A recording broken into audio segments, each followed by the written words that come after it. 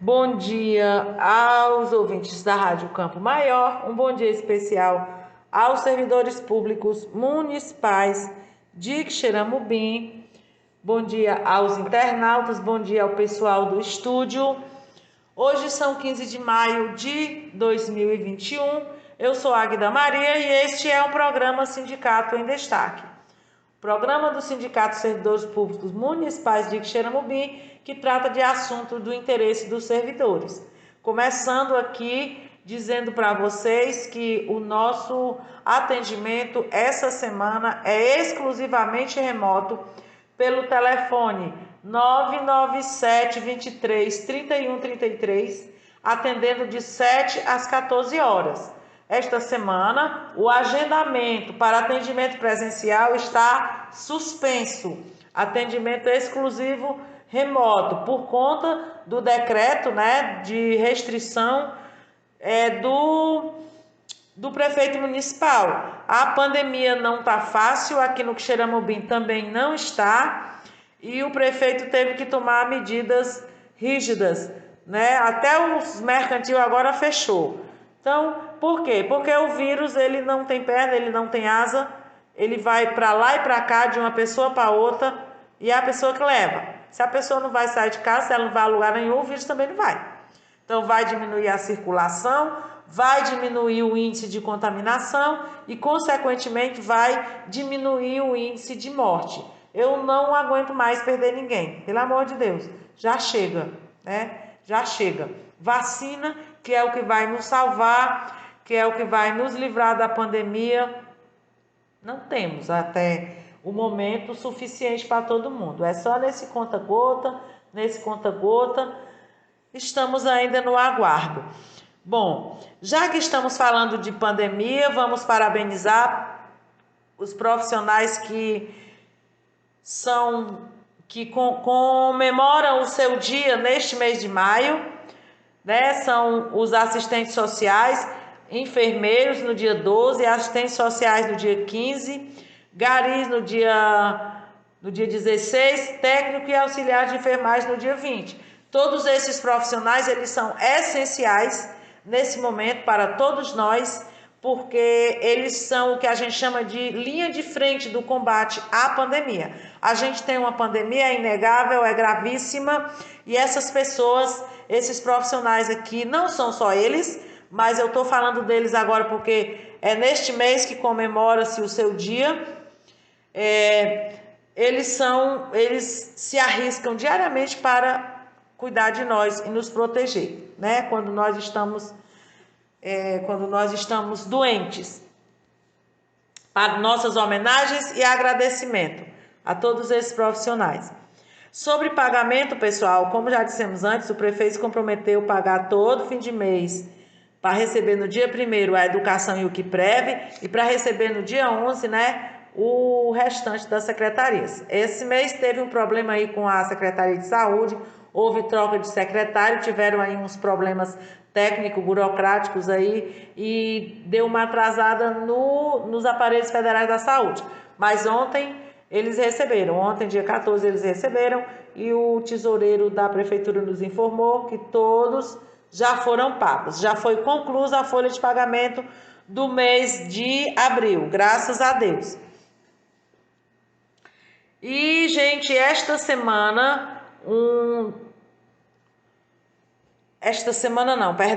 foi no último dia 30, a gente teve a assembleia virtual com os nossos servidores e na assembleia teve a participação do Dr. Valdeci Alves, o nosso advogado.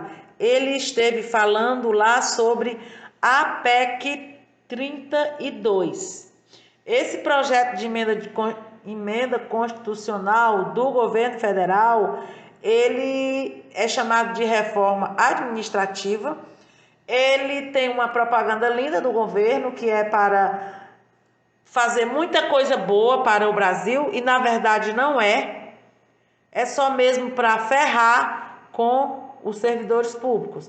Porque eu não sei se vocês sabem, se vocês já perceberam, você que é servidor, esse governador, esse presidente que a gente tem, o presidente Messias Jair Bolsonaro, ele não gosta de servidor, não. Ele não gosta de servidor. Ele quer ferrar com o servidor. Um exemplo disso é essa PEC, que o doutor Valdeci vai muito bem explicar agora o que vai acontecer com você, que é servidor público, seja municipal, estadual ou federal, né, da rainha miúda. Logicamente, se você for da alta patente militar ou do judiciário, não vai acontecer nada. Esse pessoal não entra na reforma. A reforma mesmo é para a rainha miúda. É para mim, que sou professora, para você, por exemplo, que seja enfermeiro, técnico de enfermagem, assistente social. Toda essa galera aí tá na reforma, né? Escutem agora as explicações do Dr. Valdeci e você vai ver como é que vai ser nefasta essa reforma, essa PEC, para você e para aquelas pessoas que dependem de você, né? Seus filhos, por exemplo. Eu encerro a minha participação por aqui. Uma boa tarde a todos e escutem agora o Dr. Valdeci Alves. Oi, obrigado pela oportunidade, pelo convite de falar sobre a PEC 32, que o governo chama de reforma administrativa. Eu cumprimento todas as lideranças sindicais na Assembleia, na pessoa do Valíris, que é o presidente, servidores e servidoras presentes a este momento. Na verdade, a PEC 32, eles chamam de reforma administrativa, é a PEC da reforma. Sinceramente, o melhor nome para essa PEC seria a PEC do sucateamento da máquina pública. É a PEC de um ataque violento ao estado do bem-estar social. Por quê? Porque na nossa Constituição, dentre os objetivos da República, está a construção de uma sociedade justa, livre e solidária, com o fim de toda marginalização, o combate à discriminação, a garantia do mínimo existencial para qualquer brasileiro. E tudo isso voltado para a questão da efetivação da dignidade da pessoa humana, que é impossível existir se os direitos fundamentais das pessoas, os direitos civis e políticos, o direito à igualdade, à fraternidade não perdurarem. E quem efetiva estes direitos são os servidores públicos, seja os municipais, seja os estaduais, seja os federais. Se a gente tirar esse debate do campo metafísico para a realidade aí de Xeramobim, como é que a gente traduziria isso, a efetivação dos direitos humanos fundamentais? Bom, direito à saúde, aí em Xeramobim. Quem é que efetiva? Não é o prefeito. Ninguém vai encontrar o prefeito no posto de saúde, ninguém vai encontrar o prefeito no hospital, ninguém vai encontrar o prefeito fazendo o papel dos agentes comunitários de saúde, dos agentes de combate às endemias. Ninguém vai encontrar o prefeito e nem um secretário dirigindo a ambulância com doente. Ninguém vai encontrar o prefeito no hospital fazendo o papel do técnico em enfermagem, cuidando do doente, o médico. Ninguém vai encontrar o prefeito na assistência social, nem fazendo a segurança nas ruas, do trânsito. Então, eu estou colocando isso para deixar claro que toda efetivação das políticas públicas passam por quem? Pelas pessoas dos servidores e servidoras públicas. E essa máquina pública, que não é propriedade nem de prefeito e nem de partido, que está sob ataque com a reforma administrativa, que é a PEC 32/2020. PEC 32/2020. O atual grupo que preside o Brasil, eles seguem o neoliberalismo. E ninguém pode dizer que eles não avisaram, eles são neoliberais. Qual é a filosofia do neoliberalismo? É o Estado mínimo. O Estado mínimo. Eles, os neoliberais mais radicais, como o ministro Paulo Guedes, que essa semana estava criticando as pessoas porque estão vivendo muito, tem que morrer, porque se elas morrerem, aí fica bom para a economia, não tem que pagar os aposentados, morrendo não fica bom ir para o hospital. Algo parecido com o que acontecia nos campos de concentração nazista na Segunda Guerra Mundial, que quando chegavam lá as levas dos prisioneiros, as crianças, os velhos e os deficientes iam para a Câmara de Gás. Por quê? Porque eram tidos como despesa. Só tem que estar vivo quem é produtivo e consome. Quanto aos direitos fundamentais, acesso à educação, saúde, segurança, cultura, previdência, amparo social, que cada um trabalhe e pague. E o Estado, numa visão neoliberal, ele tem que existir apenas para garantir a propriedade privada dos que têm e o mercado, que, segundo eles, por si só, seguindo as leis da natureza, se autorregulamenta. Né?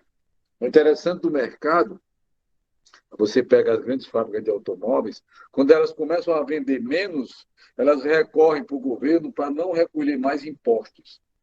Aí eles socializam o prejuízo. Quando eles têm lucro, eles não dividem o lucro com o tesouro público. O nosso capitalismo no Brasil ele é tão estranho que ele não é nem capitalismo ainda. E por quê? Que capitalismo é esse que não tem risco nenhum? Os riscos eles transferem para o setor público. Esse é o capitalismo brasileiro. E é esse capitalismo brasileiro, ainda por virar capitalismo, que colocou no Congresso Nacional, financiando até a maioria dos deputados que, com certeza, se os servidores e servidoras não se mobilizarem, isso aqui será aprovado. Eles atacam a máquina pública, fragilizando quem? Os direitos dos servidores públicos municipais, estaduais e federais. Eu lendo a PEC 32/2020, que essa semana agora está na CCJ, na Câmara dos Deputados, olha o que eles dizem na justificativa. Por que tem que fazer a reforma administrativa, que na verdade é o fim do Estado do bem-estar social? É a mudança de uma proposta de Estado, de um Estado que hoje prioriza o social, de acordo com a Constituição Federal, para um Estado que eles querem que seja mínimo possível. Né? Quais são as justificativas? Primeira justificativa: a máquina pública é cara e pouco produtiva. Não é verdade. Vamos aí para Xeramubim. Quem é que está salvando as vidas das pessoas? Quem é que está salvando a vida das pessoas em tempo de pandemia? Se não fosse o SUS, esses servidores da saúde, que muitos municípios sequer pagam insalubridade em grau máximo, que é de 40%, e que muitos municípios tiraram, inclusive, a gratificação de Covid, mesmo tendo recursos. Se não fosse esse pessoal, os efeitos da pandemia seriam muito piores. Máquina administrativa, cara, não é verdade. Eu tenho dados aqui do IPEA que demonstram que a máquina pública do Brasil, incluindo servidores municipais, servidores estaduais e servidores federais, quando você soma tudo que eles ganham, a despesa com o pessoal corresponde a 13% do produto interno bruto do Brasil. Ao passo que no setor privado, que eles colocam como exemplo, né, os serviços custam em torno de 20% do PIB. Então, o setor público é mais barato, 7%. Então, os números do IPEA desmentem a justificativa, que é meramente política. Mas como os servidores não estão nem aí, a maioria não está nem interessada, não sabe nem o que é essa PEC, esse discurso pega, porque eles repetem dia e noite na mídia. E já diziam os assessores de Hitler, né, que criaram o marketing moderno, que uma mentira repetida 1000 vezes vira verdade. É o que está acontecendo. Eles dizem que querem modernizar a máquina pública. Modernizar a máquina pública? Como? O que eles querem é acabar com a máquina pública para transferir, por exemplo, o direito à saúde para os planos de saúde. A questão da educação, que todo mundo tem hoje no ensino básico, eles querem transferir para o setor privado, como tentaram com o novo Fundeb. E quem diz que o setor privado no Brasil é exemplo de competência? Quem? Não é não, viu? Eles dizem na justificativa da PEC 32, que é a PEC da reforma administrativa, que, na minha opinião, é a PEC do sucateamento e do Estado mínimo, né? Querem economizar para investir. Economizar para investir. O que é que eles chamam de economizar? Eles projetam que as alterações que eles vão fazer na estrutura da máquina pública, em 10 anos, vai produzir uma economia de 800 bilhões de reais. 800 bilhões de reais. O que eles chamam de economia? Tirar seu direito, servidor. É o seu direito à previdência, é o seu direito a reajuste, é o seu direito à carreira, é o seu direito a anuênio, a quinquênio, a progressão vertical e horizontal. Isso nos 3 níveis, municipal, estadual e federal. Economizar para eles é tirar direito de servidor. Aí, claro, se os servidores no futuro vão ganhar mal, não vão ter reajuste, não vão ter carreira, ninguém mais vai fazer concurso público, até porque concurso público vão acabar. Como está hoje essa reforma, não vai ter concurso público mais não. Vocês terem ideia, dentro dessa proposta, há a previsão de que os municípios podem fazer convênio entre si. Então, se o município está sobrando servidor, eles podem emprestar para o outro. O município pode contratar organizações sociais, ONGs, criadas para prestar serviço na área de meio ambiente, cultura, saúde e educação, sem respeitar nem piso da categoria. Então, na verdade, é o fim da máquina pública. Né?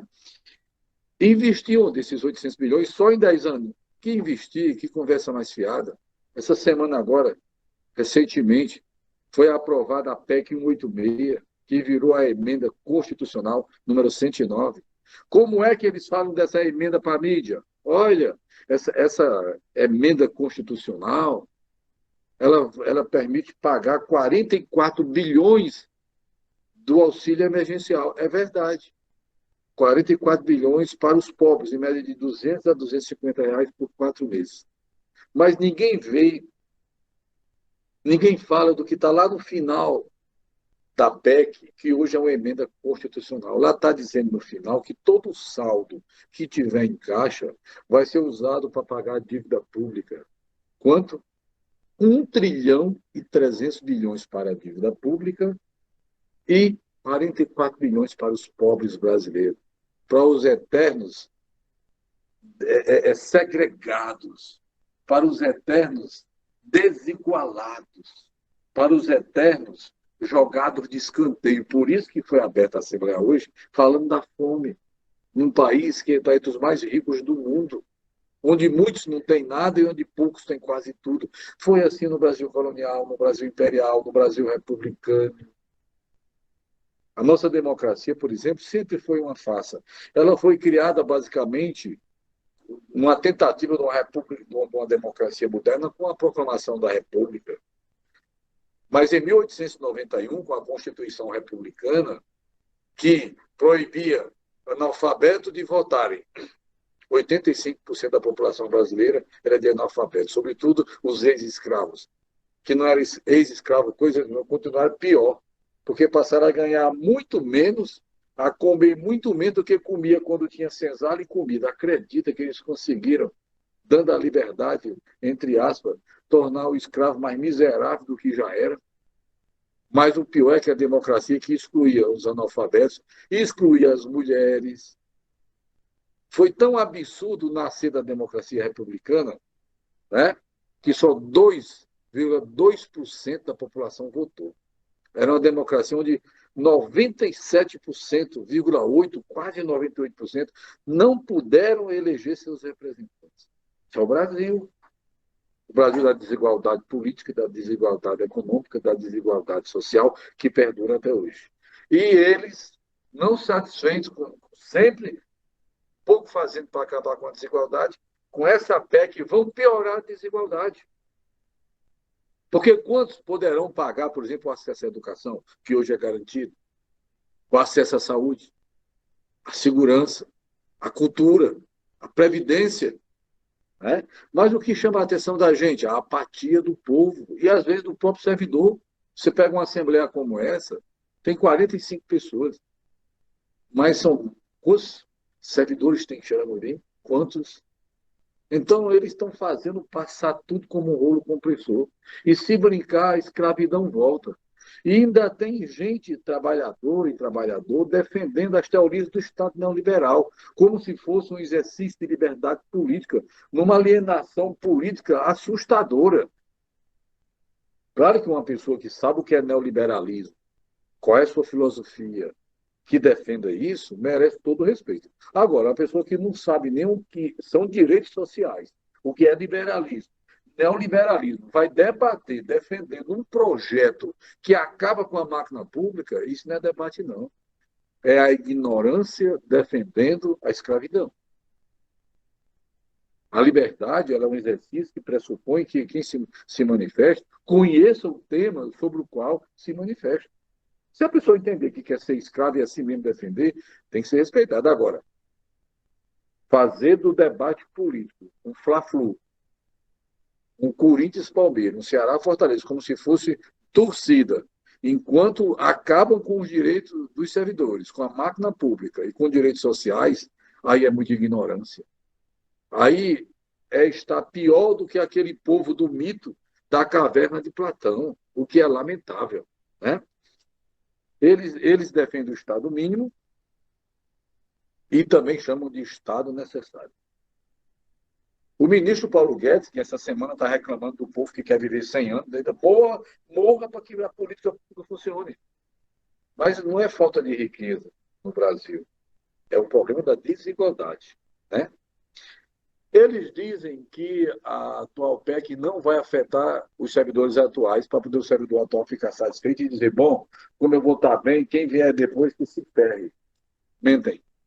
Porque lá, dentro da PEC, está previsto que mesmo os servidores estáveis serão anualmente avaliados. E quem não atingir determinado perfil, qual é o resultado? Poderão ser demitidos, mesmo tendo estabilidade. Eles atacam o concurso público. Se essa PEC passar, não vai ter mais concurso público. Permite contratação de servidor temporário, permite convênio, permite terceirização. E isso, consequentemente, vai levar ao fim de quê? Do movimento sindical do setor público, porque o servidor contratado, o servidor terceirizado, esse não se filia, não. Porque se filiar, ele é demitido, porque não tem estabilidade. A estabilidade não permite rachadinha. Vocês não viram agora? O prefeito atual demitiu mais de 300 servidores, já chamou 200 e tanto, e vai ter que chamar o resto. Por quê? Porque o servidor estável tem garantia constitucional. Como está hoje na Constituição, a máquina pública pertence à população, pertence à estrutura do poder público. Como vai ficar se essa reforma passar? Vai pertencer ao prefeito, que vai terceirizar, vai indicar para os carguinhos terceirizados os amiguinhos dele e dos vereadores que lá na Câmara vendem a autonomia do Poder Legislativo, que nem vai fiscalizar e vai legislar conforme a vontade do prefeito, virando, na verdade, o Poder Executivo uma ditadura de fato, porque o objetivo de ter o Poder Executivo e o Legislativo é o Legislativo fazer o contrapeso e fiscalizar o Executivo. É um ataque ferrenho, inclusive, à democracia, né? O Brasil tem se caracterizado, desde que virou um Estado independente, com a proclamação da República, em 1822, com a independência em relação a Portugal, em 1822, quando criou a monarquia, que foi o Brasil imperial.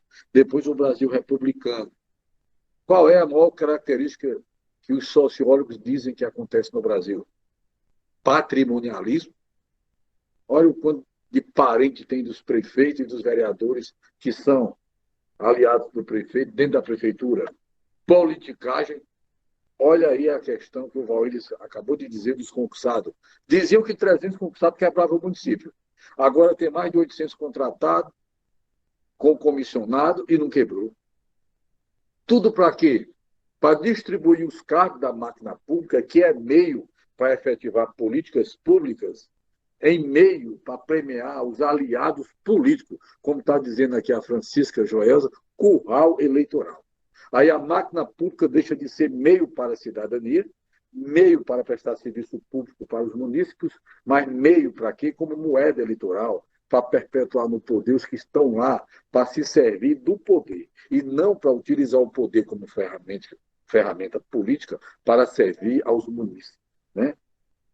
Chama a atenção, a proposta é muito autoritária, ela altera a estrutura de estados e municípios em parte, sem ouvir os estados e os municípios, e, o que é pior, demoniza o servidor público. Tem gente dizendo, não, mas o servidor é rico, o servidor... Olha, eu chamo a atenção aqui, vamos para Xeramubim. A maioria dos servidores de Xeramubim ganha um salário mínimo.